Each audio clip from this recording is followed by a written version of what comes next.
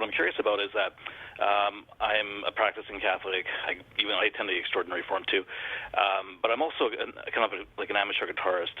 Mm-hmm. And I actually have admittedly a fairly kind of strong interest in metal. I'm playing that form of music, not professionally or not on stage or anything like that, just personally as a hobby, and listening to that style of music. Although I don't listen to, I don't really listen to the secular metal because of the lyrical content is so bad. Okay. But I do listen to a lot of the Christian stuff sometimes, and so I'm just wondering what your thoughts are. What would the church say about it? Would the church frown upon metal, or would they, what's the general thought or mind of the church on this? The church doesn't have a teaching on any particular genre of music. The church makes use of certain genres of music in the liturgy, but beyond that, it doesn't have a doctrine regarding this kind of music is good or this kind of music is bad. And in the 20th century in particular, there was such an explosion of different styles of music.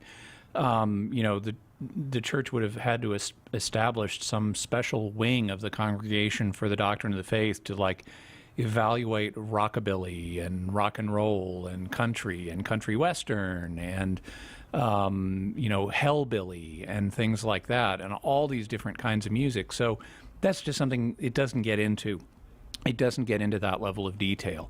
Instead, I would say that applying the principles of Catholic moral theology, music is something, and a response to music is something that God has built into human nature.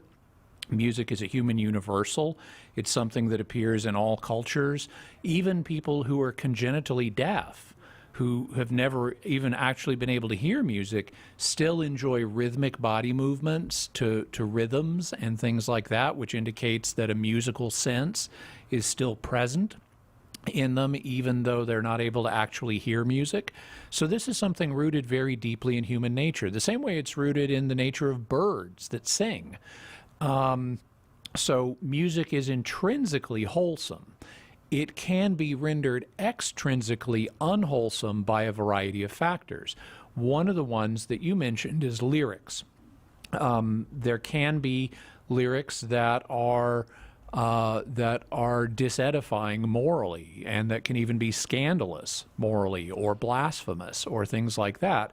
And if a particular piece of music or style of music has that as contents, or if it has tonal factors that foster negative emotions in a way that would lead you towards sin, then it becomes problematic. The key, as with any other cultural phenomena, is, are you being led towards sin by this? If you're not, then in principle it's okay. You'll notice I mentioned negative emotions that lead you towards sin, not just negative emotions. Sometimes you can experience negative emotions in a way that is actually helpful.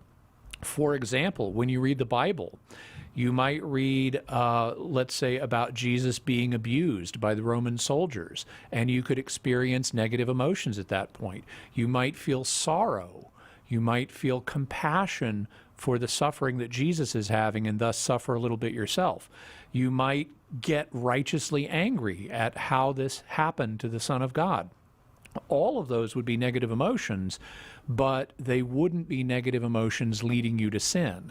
So whether if a particular piece of music, and it really has to be judged on a piece-by-piece basis because no genre is all one way or all the other. You mentioned that there's like Christian metal in addition to secular metal. Well, if a particular piece of music or a particular book or a particular poem or a particular anything that's a product of human culture leads you personally towards sin, then you should stay away from it. But if it doesn't lead you towards sin, then it's in principle legitimate for you to partake of it. And incidentally, I'm currently writing a blog post for my personal blog, jimmyakin.com, that addresses some of those things, and I expect to have it up within the next week. So you might check back there for more.